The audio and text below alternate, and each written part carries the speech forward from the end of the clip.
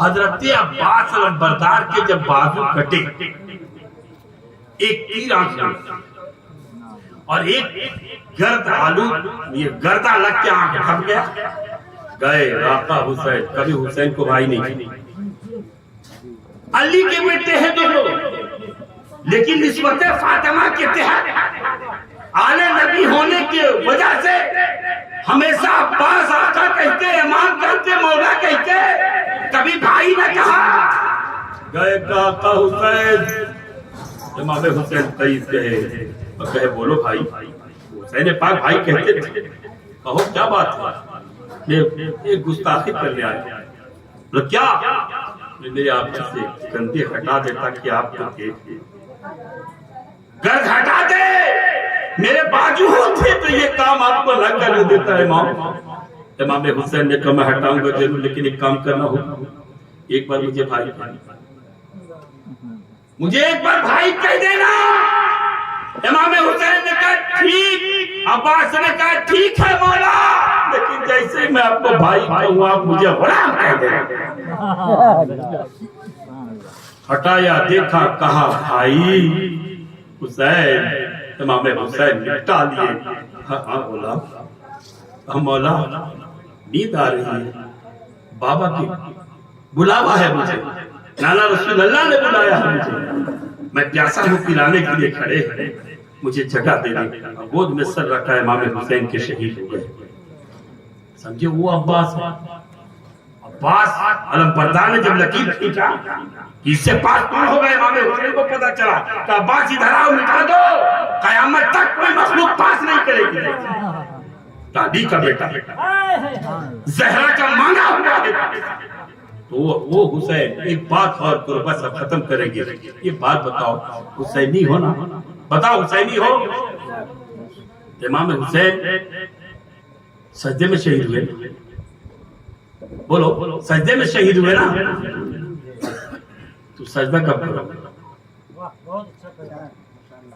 مثال امام حسین کا پیغام ہے میرا بھی، نماز پڑھو گے؟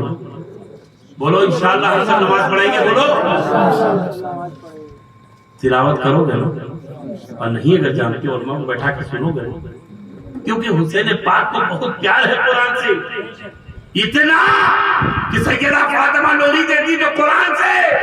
حسین جب بڑے ہوئے نانا سے بات کرتے قرآن، مدینے اور مکہ مدینے کی سیر فرماتے پڑھتے قرآن، اور جب چلے کربلا قرآن سے بول رہے ہیں، سکینہ کو تسلی قرآن سے، اکبر کو تسلی قرآن سے، زینب کو ہدایت قرآن سے، عابد بیمار کو نصیحت قرآن سے۔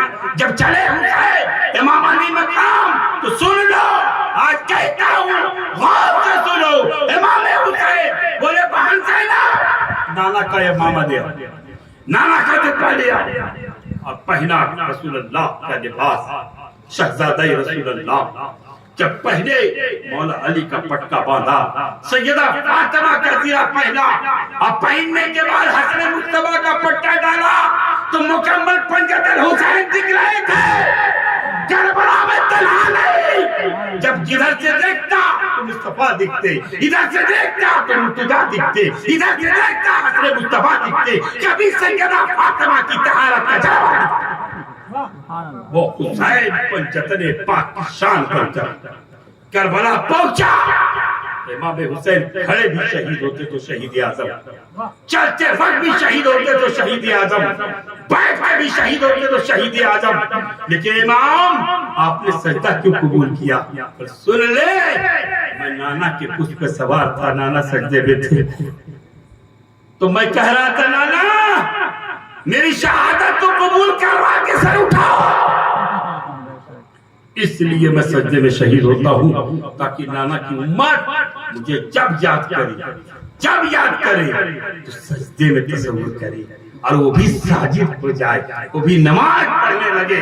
اہدنا الصراط المستقیم کی صحیح کڑی مولا کائنات ہے، حسن مصطفیٰ ہے، امام حسین ہے، اور ان سے محبت ہے۔ اہدنا الصراط المستقیم پہ چلنے کی کوشش کرو، اور یہ جان لو کہ امام حسین سے